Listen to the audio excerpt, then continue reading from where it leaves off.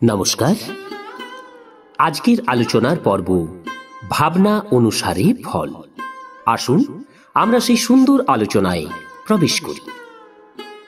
সব জগ ঈশ্বর রূপ হই, ভলো বুড়ো নহি কই, জৈসি জাকি ভাবনা তৈসহি ফল হই। সমগ্র সংসার ঈশ্বরময়। যার যেমন ভাবনা সে সেই রকমই ফল লাভ করে। মানুষ ব্যাধিগ্রস্ত হলে খুবই বেকুল হয়ে পড়ে। তার বেকুলতার প্রধান কারণ হল যে সেই ব্যাধিতে সে দুঃখের চিন্তা করে।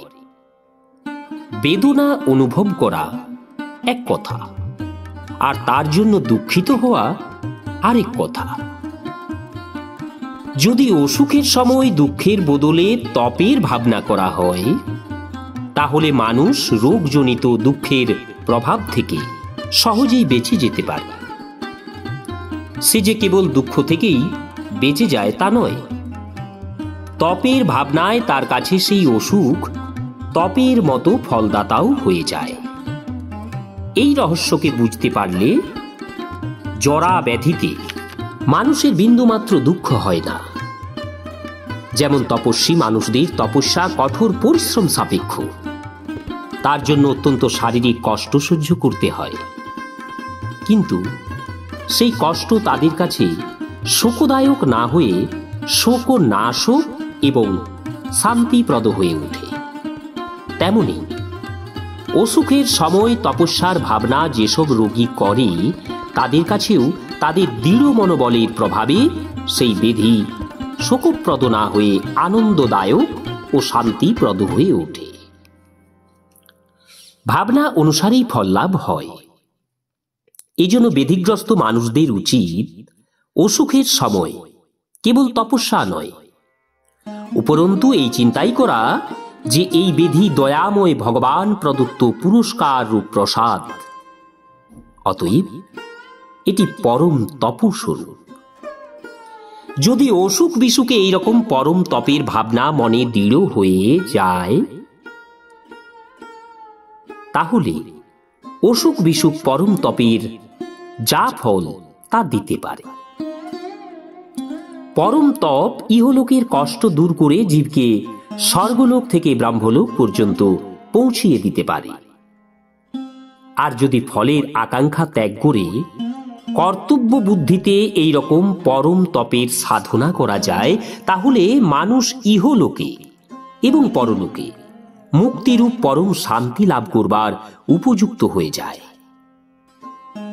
তপস্যার দ্বারা যেমন পূর্বকৃত পাপের ক্ষয় হয়, তেমনি রোগ ব্যাধিতে পরম তপের নিষ্ঠার ফলে জীবের সকল পাপ বিনষ্ট হয়ে যায়।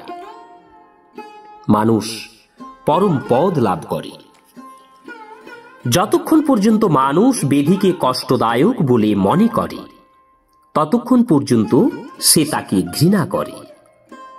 কিন্তু সেই ব্যাধি যখন পরম তপের কারণে উপাসনায় পরিণত হয়, তখন সে তপস্যায় নিরত তপস্বীর মতো তাকে ঘৃণা করে না, তাকে কষ্ট বলে মনে করে না, তার নিন্দাও করে না, বরং একজন তপস্বীর মতো তার গুণগান করে। কোন রকম কষ্টের বিন্দুমাত্র পরোয়া না করে খুবই প্রসন্ন থাকে। এই রকম অবস্থায় সে ব্যাধিকে পরম তপ বলে মনে করে। খুবই ব্যাধি পীড়িত হয়ে যখন মানুষের সামনে মৃত্যু ভীতি উপস্থিত হয়, সেই অবস্থায় পরম তপ এর ভাবনা করলে মৃত্যু ভয়ও মুক্তির কারণ হয়ে যায়। মৃত্যুর সময়ে বিদ্বান ব্যক্তিরাও ভয়গ্রস্ত হয়ে পড়ে। ব্যাধি পীড়িত বিষয়ী মানুষের আর কি কথা, তবু মৃত্যু ভীতি এলে ব্যাধি পীড়িত মানুষের মুক্তির জন্য এইরকম ভাবনার যথাসাধ্য চেষ্টা অবশ্যই করা উচিত। তাদের ভাবা উচিত যে তপস্যা করবার ইচ্ছা নিয়ে যখন তপস্বীরা বনে যান, তখন তাদের বন্ধু বান্ধবেরা যেমন তাদের বিদায় দেন, তেমনি মৃত্যুর পরে আমার বন্ধুরাও আমাকে বনে পৌঁছিয়ে দেবেন। আমার কাছে সেইটি হবে পরম তপ, আবার তপস্বীরা যেমন বনে গিয়ে পঞ্চাগ্নি দ্বারা নিজেদের শরীরকে তাপদগ্ধ করেন, তেমনি বন্ধু বান্ধবেরা আমাকে অগ্নির দ্বারা তাপিত করবেন। সেইটি হবে আমার কাছে তপস্যা স্বরূপ। মৃত্যুরূপ ভীষণ কষ্টকে এইভাবে যারা পরম তপ বলে মনে করতে পারে, তাদের শোক এবং মৃত্যু ভয় হয় না। তাদের মৃত্যু হয় পরম প্রসন্নতার মধ্যে।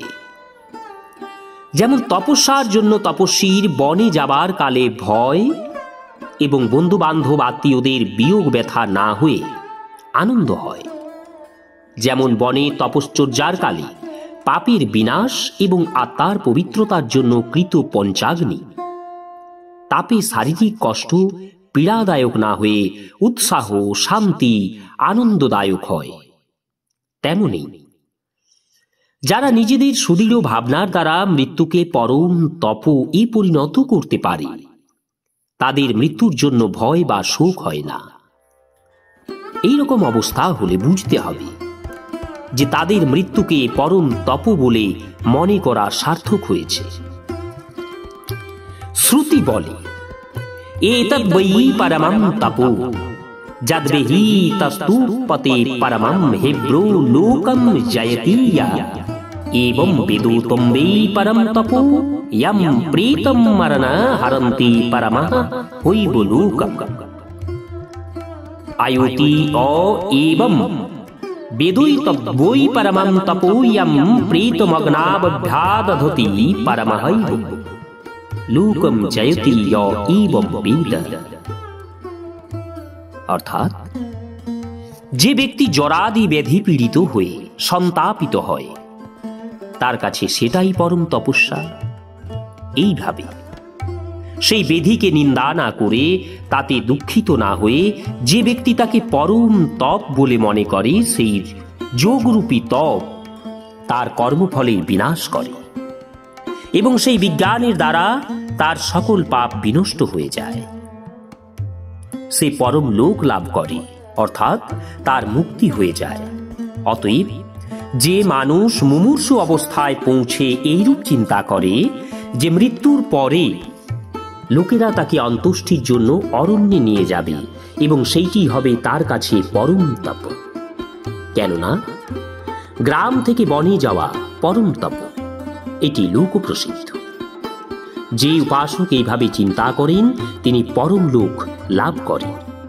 তাছাড়া তার শরীর বনে গিয়ে জ্বালিয়ে দেওয়া হবে, সেইটি তার কাছে পরম তপ হবে, কেননা অগ্নির দ্বারা শরীরকে দগ্ধ করা পরম তপ, এটি লোক প্রসিদ্ধ। যে উপাসক এইভাবে চিন্তা করেন তিনি পরম লোক লাভ করেন, অর্থাৎ তিনি মুক্ত হয়ে যান। শ্রুতি দ্বারা উপদিষ্ট বিবেক অনুসারে প্রত্যেকটি মানুষের উচিত ব্যাধি এবং মৃত্যুতে তপস্যা দৃষ্টি আরোপ করে পরম পদ লাভ করবার জন্য প্রযত্নশীল হওয়া। ওম শ্রী হরি, ওম শ্রী হরি, ওম শ্রী হরি।